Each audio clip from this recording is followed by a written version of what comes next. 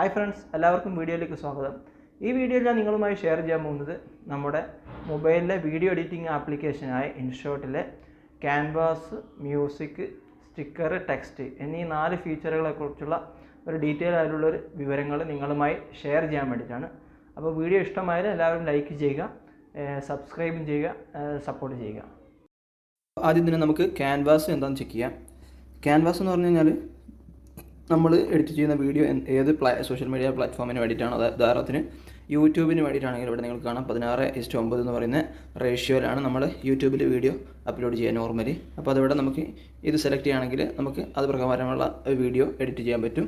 അല്ലെങ്കിൽ ഇപ്പുറത്ത് ആയിട്ട് കാണാൻ പറ്റും 2 ഇൻസ്റ്റാഗ്രാമിൻ്റെ ഐക്കൺസ് കാണാം. അത് ഇൻസ്റ്റാഗ്രാമും വീഡിയോന് വേണ്ടിയിട്ട് സെലക്ട് ചെയ്യാം, ടിക്ടോക്കിന് വേണ്ടിയിട്ട്. അതേപോലെ നമുക്ക് ഇഷ്ടമുള്ള രീതിയിൽ ക്യാൻവാസ് ചെയ്തെടുക്കാൻ പറ്റും. പക്ഷേ നമ്മളൊരു വീഡിയോ ഇതിൻ്റെ കൂടെ വീണ്ടും വീഡിയോ ആഡ് ചെയ്യുന്നുണ്ടെങ്കിൽ, അതായത് 2 രീതിയിലുള്ള ചിലപ്പോൾ നമ്മളൊരു സ്ക്രീൻ റെക്കോർഡിങ് ഇതിൻ്റെ കൂടെ ആഡ് ചെയ്യുകയാണെങ്കിൽ അപ്പോൾ നമുക്ക് 2 രീതിയിലുള്ള ക്യാൻവാസ് സെലക്ട് ചെയ്യാൻ പറ്റില്ല.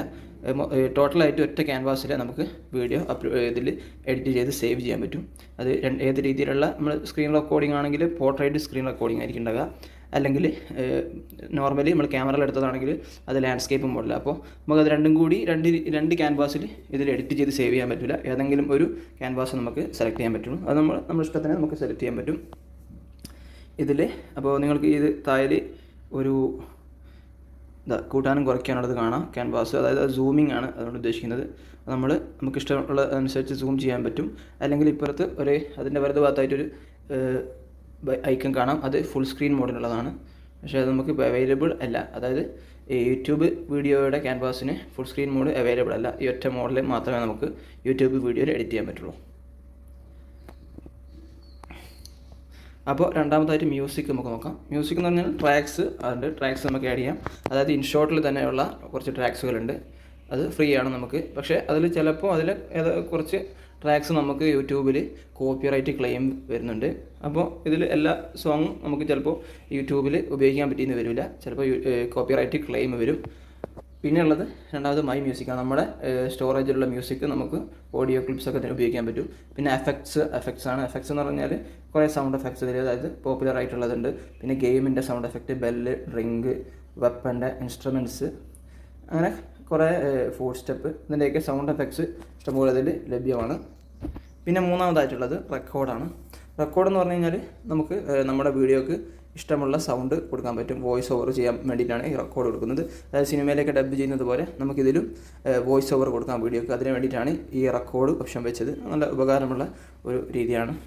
നമ്മൾ വേണമെങ്കിൽ നമ്മുടെ വീഡിയോക്ക് ബാക്ക്ഗ്രൗണ്ടായിട്ട് സോങ്ങും നമുക്ക് റെക്കോർഡ് ചെയ്യാൻ പറ്റും. വേറെ പുറത്തു നിന്ന് റെക്കോർഡ് ചെയ്ത സോങ്ങൊക്കെ അതിൽ വെച്ച് കഴിഞ്ഞാൽ കോപ്പിറൈറ്റ് ക്ലെയിം ഒന്നും ഉണ്ടാവില്ല. അങ്ങനെയാണ്. പിന്നെ മൂന്നാമത്തെ ഓപ്ഷൻ സ്റ്റിക്കറാണ്. സ്റ്റിക്കർ ഇതിൽ ഫ്രീ ആയിട്ടുള്ള സ്റ്റിക്കർ ആദ്യം തന്നെ കാണിക്കുന്നുണ്ട്. അതിൽ നമുക്ക് ഒരുവിധം യൂട്യൂബ് സബ്സ്ക്രൈബിൻ്റെ സ്റ്റിക്കർ അവൈലബിൾ ആണ്. സബ്സ്ക്രൈബ് എന്ന് പറയുന്നത്. പിന്നെ അത്യാവശ്യം സ്റ്റിക്കേഴ്സൊക്കെ അവൈലബിൾ ആണ്. ഇൻസ്റ്റാഗ്രാമിൻ്റെ, ഗൂഗിൾ പ്ലസിൻ്റെയൊക്കെ, സ്നാപ്ചാറ്റിൻ്റെയൊക്കെ സ്റ്റിക്കർ ഇത് അവൈലബിൾ ആണ്. പിന്നെ നമുക്ക് ഇതിൻ്റെ പ്രീമിയം മോഡലിലേക്ക് പോകുകയാണെങ്കിൽ കൂടുതൽ സ്റ്റിക്കേഴ്സ് നമുക്ക് ഇതിൽ കിട്ടും. പിന്നെ സ്മൈലീസും അതേപോലെ ഫ്രീ ആയിട്ട് അതിൻ്റെ കൂടെ സ്മൈലീസും നമുക്ക് ഡൗൺലോഡ് ചെയ്യാൻ പറ്റും. ഇത്രയാണ് സ്റ്റിക്കർ എന്ന് നോക്കിക്കഴിഞ്ഞാൽ. പിന്നെ ഉള്ളത് ടെക്സ്റ്റാണ്. ടെക്സ്റ്റ് എന്ന് പറഞ്ഞാൽ നമുക്കൊരു ടെക്സ്റ്റ് എന്തെങ്കിലും ടൈപ്പ് ചെയ്ത് കഴിഞ്ഞാൽ അതിനെ പല രീതിയിൽ മോഡിഫിക്കേഷൻ ചെയ്യാൻ പറ്റും ഇതിൽ. അപ്പോൾ ഉദാഹരണത്തിന് ആദ്യം ടെക്സ്റ്റ് ടൈപ്പ് ചെയ്ത് കഴിഞ്ഞാൽ ഈ കളറിലുള്ള ബട്ടൺ ക്ലിക്ക് ചെയ്ത് കഴിഞ്ഞാൽ അതിനുള്ള ഓപ്ഷൻസ് വരും. അതായത് നമുക്ക് ഏത് രീതിയിലാണ് ടെക്സ്റ്റ് കാണിക്കേണ്ടതെന്നുള്ള, അതായത് ബോക്സ് ഇതേപോലെ ഒരു കളർ ബാക്ക്ഗ്രൗണ്ട് ലൈറ്റാണോ അല്ലെങ്കിൽ വെറും പ്ലെയിൻ ടെക്സ്റ്റ് ആണോ. അപ്പോൾ താഴെ കാണുന്ന ഈ ലൈനിട്ട് ഈ സ്ക്വയറിൽ ഉള്ളിൽ ലൈനായിട്ട് കാണുന്നതിൽ ക്ലിക്ക് ചെയ്ത് കഴിഞ്ഞാൽ നമുക്ക് പ്ലെയിൻ ടെക്സ്റ്റായിട്ട് വരും. അതിൻ്റെ ഇപ്പുറത്തായിട്ടാണെങ്കിൽ വേറെ രീതിയിലുള്ള ഷേഡുള്ള പല രീതിയിലുള്ള ടെക്സ്റ്റുകൾ നിങ്ങൾക്ക് കാണാൻ പറ്റും. അപ്പോൾ ഇതൊക്കെ ഓരോരോ രീതിയിലുള്ള സ്റ്റൈൽസാണ്. അതിനുള്ള പല രീതിയിലുള്ള കളർഫുൾ ആയിട്ടുള്ള ടെക്സ്റ്റ്, നല്ല ബ്യൂട്ടിഫുൾ ആയിട്ടുള്ള ടെക്സ്റ്റൊക്കെ അതിൽ ഇഷ്ടംപോലെ അവൈലബിൾ ആണ്. അപ്പോൾ ഇതിൽ തന്നെ നിങ്ങൾ ടെക്സ്റ്റിൻ്റെ വലതുഭാഗത്തായിട്ട് കാണാൻ പറ്റും ബോർഡർ കാണാൻ പറ്റും. അത് ടെക്സ്റ്റിൻ്റെ ബോർഡർ, അതായത് നമ്മൾ ഏതെങ്കിലും അക്ഷരത്തിൻ്റെ ചുറ്റുമുള്ള ബോർഡർ, അതായത് നിങ്ങൾക്ക് ഇവിടെ ഇത് കൂട്ടിക്കഴിഞ്ഞാൽ നിങ്ങൾക്ക് കാണാൻ പറ്റും. ബോർഡർ കട്ടി കൂടി വരുന്നതാണ്. ബോർഡർ വൈറ്റ് കളറായിട്ട് വരുന്നതാണ് അതിന് കൂട്ടുന്ന സമയത്ത്. അതാണ് ടെക്സ്റ്റിൻ്റെ ബോർഡർ. ആ കളർ നമുക്ക് ഇഷ്ടമുള്ളത് സെലക്ട് ചെയ്യാൻ പറ്റും.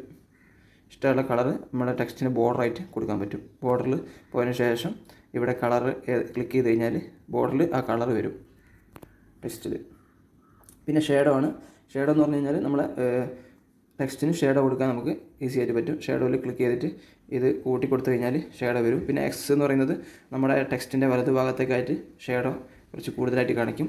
എക്സ് ഇടതു ഭാഗത്തേക്കും വലതു ഭാഗത്തേക്കും നമുക്ക് ഷേഡോ കൂടുതലായിട്ട് കാണിക്കും. അതായത് വൈ ആണെങ്കിൽ മുകളിലേക്കും അല്ലെങ്കിൽ താഴേക്കുമായിട്ട് നമ്മുടെ ഷേഡോ കാണിക്കും. ഇനി ഷേഡോ തീരെ ആവശ്യമില്ലെങ്കിൽ നമുക്ക് ഓഫ് ചെയ്യാനും ഇവിടെ സാധ്യമാണ്. ഇവിടെ ഓൺ ഓഫ് ബട്ടൺ ഉണ്ട്.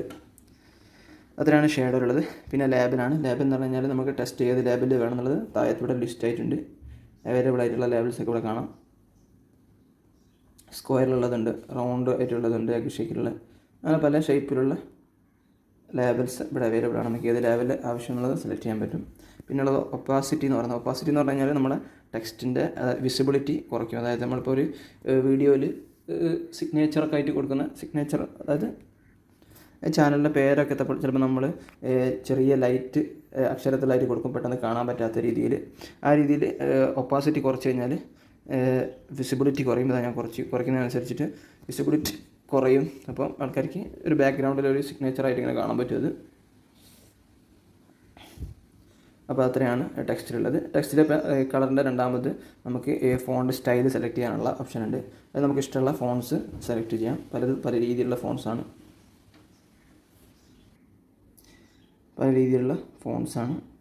പിന്നെ ഉള്ളത് നമ്മുടെ ടെക്സ്റ്റ് അലൈൻമെൻറ്റ്സ് ആണ്.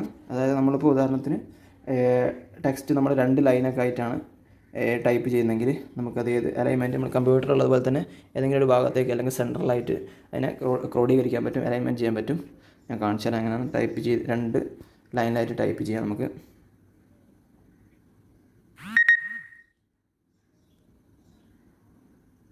ഇങ്ങനെ ടൈപ്പ് ചെയ്തിട്ട് നമ്മൾ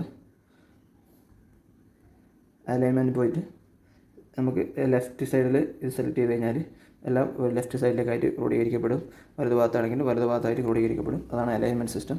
പിന്നെ മൂന്നാമത്തത് നമ്മുടെ ടെക്സ്റ്റിൻ്റെ മൂവിങ്, അതായത് ആനിമേഷൻ ചെയ്യാൻ വേണ്ടിയിട്ടുള്ളതാണ്. ടെക്സ്റ്റ് ചിലപ്പം ബ്ലിങ് ഒക്കെ ആവുന്ന രീതിയിലുള്ള. ഇത് ഫസ്റ്റ് ഉള്ളത് ബ്ലിങ്ങിൻ്റെ ഓപ്ഷനാണ്.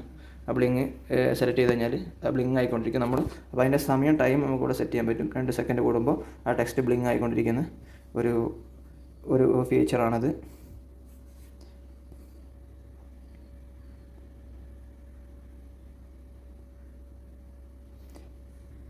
പിന്നെ അതിൻ്റെ താഴെയായിട്ട് നമുക്ക് ലൂപ്പ് എന്ന് പറയുന്ന ഒരു ഓപ്ഷൻ കാണാം. അത് നമ്മുടെ ടെക്സ്റ്റ് നല്ല റൊട്ടേറ്റ് ചെയ്യാനും അതേപോലെ പല രീതിയിലുള്ള മൂവ്മെൻറ്റ് നമ്മുടെ ടെക്സ്റ്റിൽ നമുക്ക് ചെയ്യാൻ പറ്റും. ഉദാഹരണത്തിന് ഞാനിപ്പോൾ ഫസ്റ്റ് ഓപ്ഷൻ എടുത്തു കഴിഞ്ഞാൽ നമുക്ക് ഇത് ഈ രീതിയിൽ അല്ലെങ്കിൽ ഈ രീതിയിൽ അത് നമുക്ക് ഇവിടെ എഡിറ്റ് ചെയ്യാനുള്ള അതിൻ്റെ ടൈമും സ്പീഡൊക്കെ വേഗതയും നിയന്ത്രിക്കാൻ ഈ മുകളിലായിട്ട് പറ്റും. ഈ ടൈമിൻ്റെ അവിടെ വെച്ച് പറ്റും. അപ്പോൾ അത്രയാണ് അതിൻ്റെ ഫീച്ചർ.